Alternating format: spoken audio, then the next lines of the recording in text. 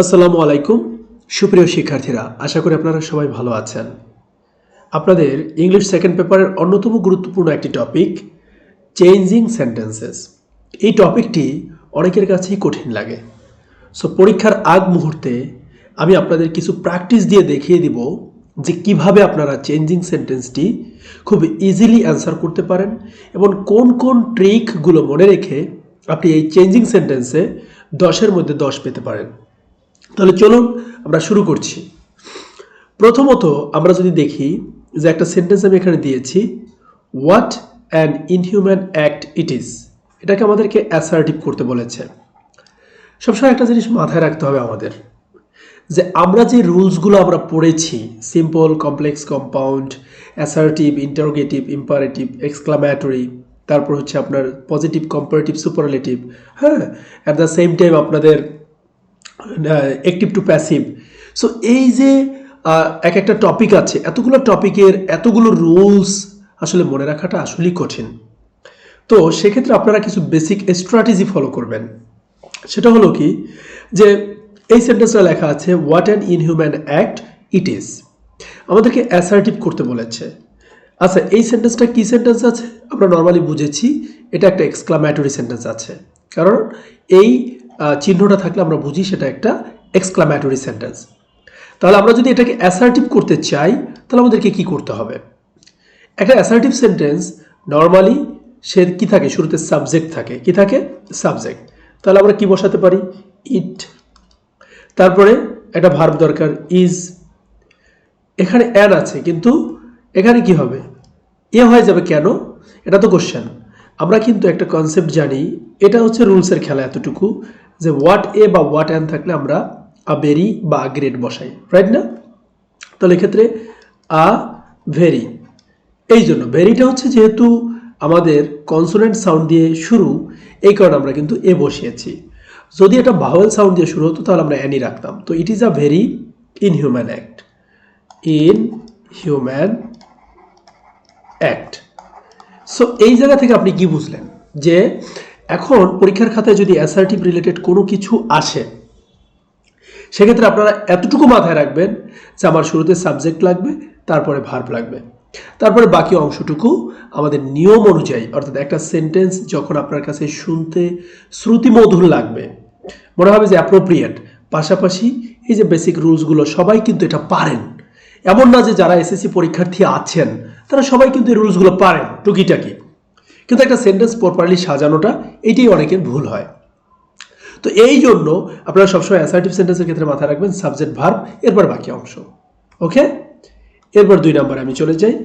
লেখা আছে very few people are as lucky as a simple man. So এখানে কিন্তু আমরা দেখতে পাচ্ছি দুটো কনসেপ্ট, একটা হচ্ছে ভেরি ফিউ আর হচ্ছে অ্যাজ। এটাকে আমাদের সুপারলেটিভ করতে বলেছে, তার মানে এটা আছে পজিটিভে। এটা কি আছে?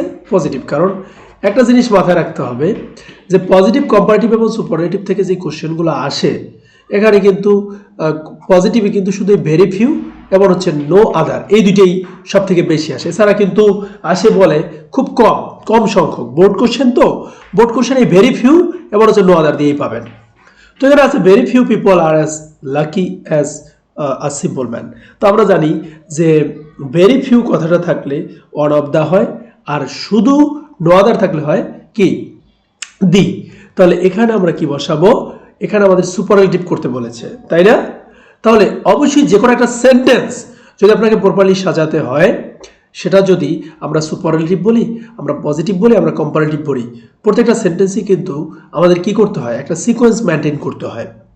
তো আমরা যেহেতু এই ভেরি ফিউ কথাটা সুপারলেটিভ বসাতে পারবো না, তাহলে কি বসাতে পারবো? একটা সাবজেক্ট লাগবে আমার। সাবজেক্টটাকে a simple man, a simple man, right? এরপরে আমাদের ভার্ব লাগবে, তাহলে ইজ। এখন দেখেন ভেরি ফিউ থাকলে আমরা বসাই কি? One of the, is one of the. তারপরে কি? লাকি হয়ে যাবে লাকিয়েস্ট। তো লাকিয়েস্ট বানান কি? LUCKIEST, luckiest. পিপল হয়ে যাবে, পিপলের জায়গায় পিপলই থাকবে। হয়ে গেল।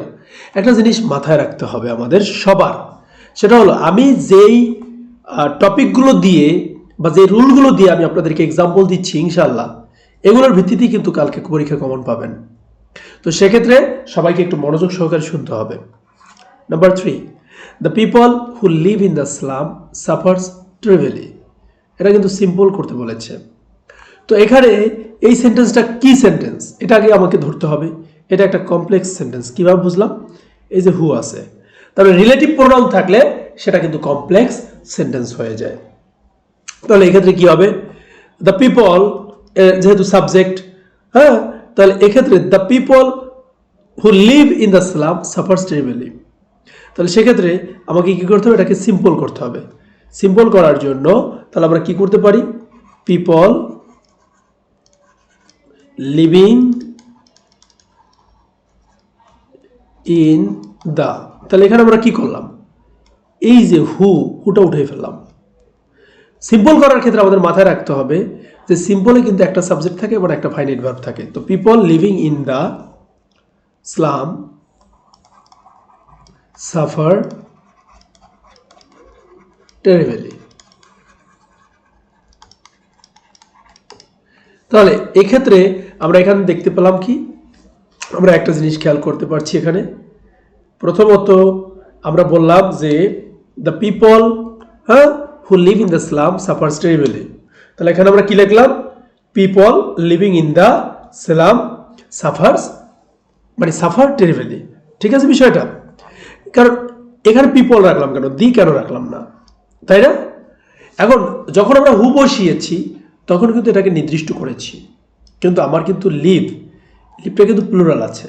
তো সেক্ষেত্রে আমার আর সিম্পল করতে গেলে আমার আর দিয়ে দরকার হয় না। এই কারণে আমরা লিখছি people living in the slum suffer terribly.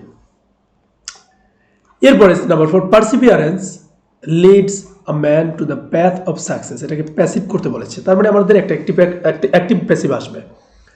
তো perseverance leads a man to the path of success, তাহলে আমার সাবজেক্ট লাগবে। অবশ্যই সাবজেক্ট কি আমার? আ ম্যান, কারণ অবজেক্ট সাবজেক্ট হয়ে যায়, এই কারণে আ ম্যান। এরপর আমার ভার্ব লাগবে। তো লিডস আছে, প্রেজেন্ট ফর্ম থাকে, আমি যার বসাতে হবে, তাহলে ইজ। লিডের ভিতরে হচ্ছে লিডি, আ ম্যান ইজ লিড। তারপরে বাকি অংশ কি? To the path of success কি দ্বারা? পারসিভিয়ারেন্স দ্বারা, বাই PERSEVERANC,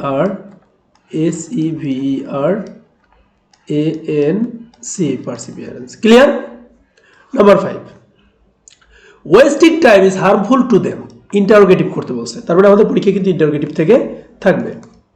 তো আমরা জানি যে কোনো ইন্টারোগেটিভ করতে হলে ইন্টারোগেটিভ মানে কি? সেটাকে নেগেটিভ ইন্টারোগেটিভ করা আর কি, এক কথায়।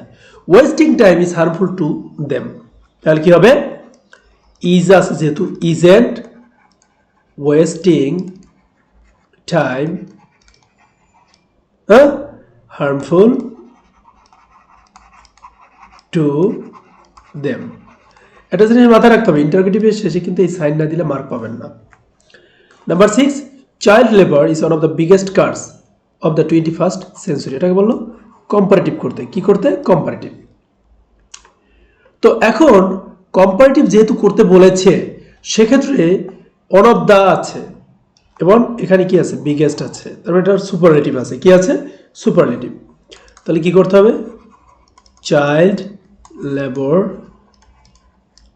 ইজ, আবার আপনার এল এ বিও ইউ আর এটাও কিন্তু কারেক্ট, আর এল এ বিও আর এটাও কারেক্ট। ইজ আপনার হচ্ছে bigger than any other, right? CURACS curses of the 21st century। ঠিক আছে? এরপর number 7, by education women can be elevated. এটাকে নেগেটিভ করতে বলেছে, তার মানে without education women can not be ELEVATED elevated. ঠিক আছে? Dhaka is an old city, complex করতে বলেছে, তার মানে আমাদের একটা কমপ্লেক্স আসবে। Dhaka is a city which is old. Clear? Never tell a lie, affirmative করতে বলেছে। নেভারের বিপরীত কি? Always. Always speak the truth. We eat so that we may live. তাহলে কি করতে হবে? উই ইট আমরা খাই, সো দ্যাট যাতে উই মে লিভ আমরা বাঁচতে পারি, তাই না? তার মানে আগে বাচ্চাটার চিন্তার কারণেই কিন্তু আমরা খাই। তাহলে we want to live and so, এবং এ কারণেই কি করি? উই ইট, এ কারণে আমরা খাই। সো এখানে আমরা দেখতে পেলাম যে ম্যাক্সিমাম ক্ষেত্রেই এই যে 10টা প্র্যাকটিস আমরা দেখলাম, এখানে আমরা কি দেখলাম? যে একটা সেন্টেন্সের অ্যান্সার করার থেকে আমাদের কিন্তু বুঝাটা এবং বুঝে অ্যান্সার করা, পাশাপাশি রুলসগুলোকে এখানে অ্যাপ্লাই করা, এটা কিন্তু প্রপার ওয়েতে অ্যাপ্লাই করা খুবই গুরুত্বপূর্ণ। এই জন্য আমি অনুরোধ করবো সবাইকে পরীক্ষার আগে অন্ততপক্ষে বেসিক রুলসগুলো দেখে যাওয়া। এবার আমি যেই 10টা রুলস রিলেটেড প্র্যাকটিস এখানে শেয়ার করলাম, এই 10টা প্র্যাকটিস রিলেটেড যে রুলস আছে এগুলো বাসায় বসে অবশ্যই একবার ভালো করে দেখে পরীক্ষার হলে যেতে হবে। তো সবার জন্য শুভকামনা রইল।